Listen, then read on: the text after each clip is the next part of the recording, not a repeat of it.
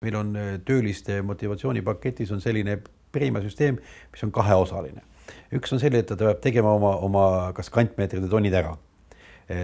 See on üks, mida me mõõdame iga kuu ja selle järgi saab ta siis mingisuguse boonuse. Teine on see, et kui ettevõttel tuleb mingisugune tulemus ehk kasum selles sektoris valmis, siis saab veel täiendava boonuse aasta lõpus ja need on küllalt nagu põhimõtteliselt tuntavad. Nad on ikka üle kuupalga näiteks on see aasta preemia, mida nad saavad. Aga kuidas nad seda saavad, neil on see number roagees, nad teavad. Nad saavad seda näha, mida nad teevad ja nad saavad teada, kui suur on see praagiprotsent või midagi on juhtunud seal ja miks ei ole tulnud. Me läksime selle peale sellepärast, et liinitöölisel ei ole ju tähtis, kas me suudame müüa või ei suuda. Me saame hinda tõsta või ei saa, kas meil oma hind läks kallimaks või läinud.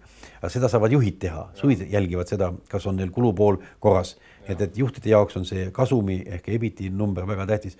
EBIT just sellepärast, et see on nagu kasum enne neid intresse ja makse ja isegi me hoiame sealt väljas veel amortisatsiooni, mis ei sõltu nagu nendest. Aga kõik muu on juba niisugune finantsküsimus. Kas sa saad raha, on sul laenu vaja võtta või ei ole ja mis see maksab ja kuidas oskad seda raha pööritada, mis vaba on ja nii edasi. See nagu neid ei puuduta.